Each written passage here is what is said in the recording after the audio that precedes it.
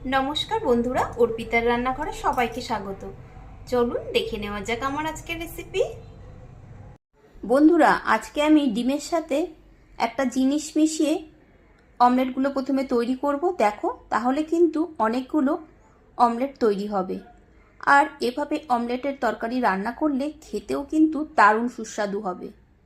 তো সবার প্রথমে আমি একটা বাটিতে 4টে ডিম ফাটিয়ে নিচ্ছি। তোমরা তোমাদের যেরকম ইচ্ছে সেরকম পরিমাণ মতো ডিম ব্যবহার করবে। এবার যেই জিনিসটা মেশালে অমলেটটা বেশি পরিমাণে তৈরি হবে সেইটা আমি দেব। সেই জিনিসটা হলো, দেখো, ময়দা। এখানে আমি 4 চামচ পরিমাণে ময়দা দিচ্ছি। এর থেকে বেশি পরিমাণ কিন্তু ময়দা ব্যবহার করো না, তাহলে কিন্তু স্বাদটা নষ্ট হয়ে যেতে পারে। একটা ডিমের জন্য আমি 1 চামচ করে ময়দা ব্যবহার করলাম। তো 4টে ডিমের জন্য আমি 4 চামচ ময়দা নিয়েছি। দিয়ে দিলাম পরিমাণ মতো নুন, দিয়ে দিচ্ছি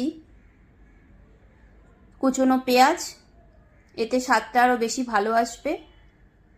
দিয়ে দিলাম কুচিয়ে নেওয়া কাঁচা লঙ্কা। এটা তোমরা ঝাল যেরকম খেতে চাও সেরকম বুঝে ব্যবহার করবে। এভাবে অমলেটের তরকারি বানালে ভাত রুটি দুটো দিয়ে খেতে কিন্তু দারুণ লাগে। এবার একটা কাঁটা চামচ নিয়ে ভালোভাবে করে মিশিয়ে নিতে হবে, যাতে কোথাও কোনো দলাভাব না থাকে।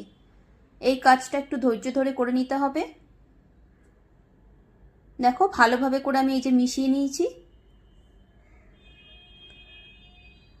কোথাও কোনো আর দলাভাব রইল না। এবারে প্রথমে অমলেটগুলো তৈরি করে নেব।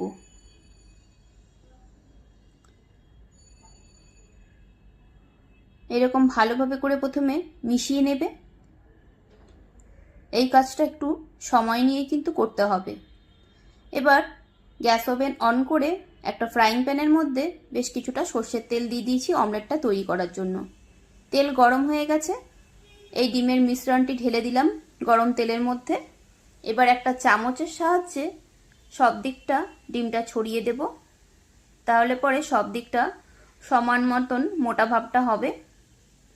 এবার গ্যাসের ফ্লেম লো টু মিডিয়ামে রেখে কিছুক্ষণ ঢাকা দিয়ে রাখবো।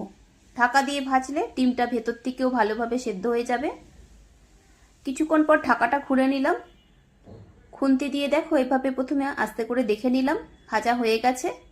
এবারে উল্টে নিলাম। এই দিকটাও কিছুক্ষণ ঢাকা দিয়ে আবার ভাজা হতে দেব। কিছুক্ষণ পর ঢাকাটা খুলে নিলাম। দুটো দিকই ভাজা হয়ে গেছে। এবারে এই ডিমটাকে আমি আমার পছন্দ মতন টুকরো করে কেটে নেব। তোমরা যেরকম শেপ দিতে চাও সেরকম বুঝে কেটে নিও। দেখো কতটা বড় একটা অমলেট তৈরি হয়েছে। আর টুকরো করে নিচ্ছি তো কতগুলো দেখো পিস হবে। তোমাদেরকে কেটে আমি দেখাচ্ছি অমলেটগুলো দেখো কতটা মোটা মোটা তৈরি হয়েছে। এই দেখো দেখাচ্ছি, দেখেছো কতটা মোটা ভাব হয়েছে।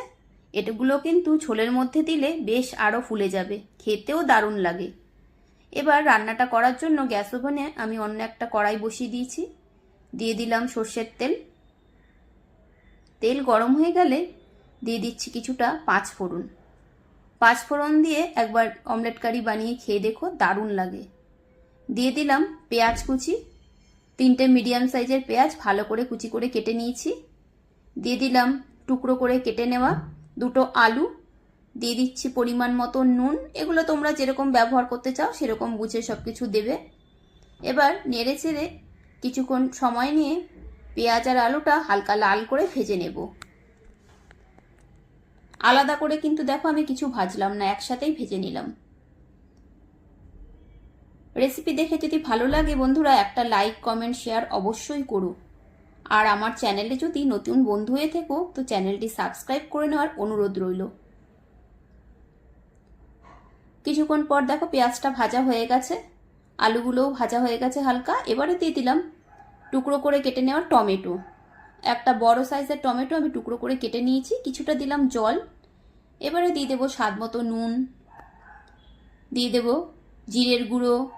এগুলো সমস্ত কিছু তোমরা পরিমাণ মতন ব্যবহার করবে। আমি এখানে 1.5 চামচ মতন ব্যবহার করলাম। দিয়ে দিচ্ছি স্বাদ মতো লঙ্কার গুঁড়ো। অল্প একটু দিচ্ছি হলুদ গুঁড়ো। আমি রান্নায় আবার হলুদ গুঁড়োটা একটু কম পরিমাণেই ব্যবহার করি, তাই অল্প একটু দিলাম হলুদ গুঁড়ো। দিয়ে দিলাম আদা রসুন বাটা। আদা রসুনের সাথে কয়েকটা কাঁচা লঙ্কা দিয়ে বেটে নিয়েছিলাম, সেটাও দিয়ে দিলাম 2 চামচ মতন। এগুলো সব তোমরা পরিমাণ মতন ব্যবহার করবে। ভালোভাবে করে নেড়ে সমস্ত কিছু মিশিয়ে নেব।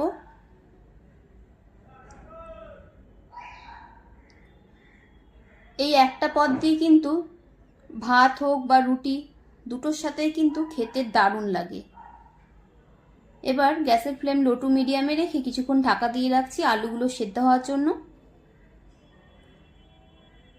8-10 মিনিট পর দেখো ঢাকাটা খুলে নিলাম। মশলা থেকে সুন্দর দেখো তেল ছেড়ে দিয়েছে, মশলার কাঁচা গন্ধটাও চলে গেছে। আর একটু নেড়ে চেড়ে কষে নিচ্ছি, আর আলুগুলো সুসেদ্ধ হয়ে গেছে। এভাবে রান্না করলে এতটা স্বাদ হয় খেতে, না খেলে বুঝতে পারবে না। তোমরা অবশ্যই একদিন হলেও এভাবে রান্না করে খেয়ে দেখো, আশা করছি তোমাদের ভালো লাগবে। আমি এর আগেও বাড়িতে রান্না করেছি, সবাই ভীষণ পছন্দ করেছে, তাই আজ তোমাদের সাথে রেসিপিটা শেয়ার করলাম। এবারে দিয়ে দিচ্ছি ঝোলের জন্য পরিমাণ মতন জল। জলের পরিমাণটা একটু বেশিই দিচ্ছি, কেননা এই অমলেটগুলো কিন্তু বেশ অনেকটা পরিমাণেই ঝোল টানবে, ঝোল টেনে ফুলে যাবে, তাই জন্য জলের পরিমাণটা একটু বেশি করেই দেবে। ঠান্ডা হয়ে গেলে ঝোলটা অনেকটাই কমে যায়। নেড়ে নিলাম খুন্তি দিয়ে। ঝোলটা হালকা ফুটতে শুরু হয়েছে। এবারে দিয়ে দেবো ভেজে রাখা এই অমলেটগুলো। দেখো অমলেটগুলো কতটা বড় বড় সাইজের টুকরো করা হয়েছে, আর তেমনই হয়েছে চওড়া বেশ। সব সময় তো মাছ মাংস খেতে ভালো লাগে না, তো কোনো একদিন এরকমভাবে অমলেটের তরকারি বানালেও কিন্তু খেতে দারুণ লাগে। এবার খুন্তি দিয়ে অমলেটগুলোকে ঝোলের মধ্যে ডুবিয়ে দেব, যাতে অমলেটগুলো ভালোভাবে করে ঝোল টানতে পারে। তারপর আবারও ঢাকা দিয়ে 5-7 মিনিট মতন ফুটতে দেব।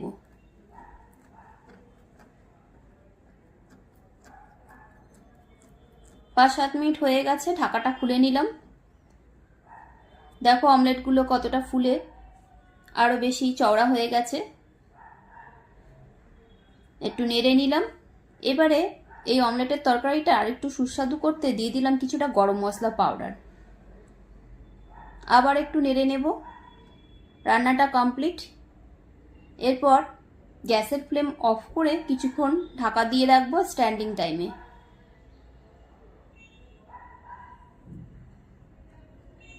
এই রান্নাটা খুব তাড়াতাড়ি হয়েও যায়, তেমনই খেতেও কিন্তু দারুণ সুস্বাদু হয়।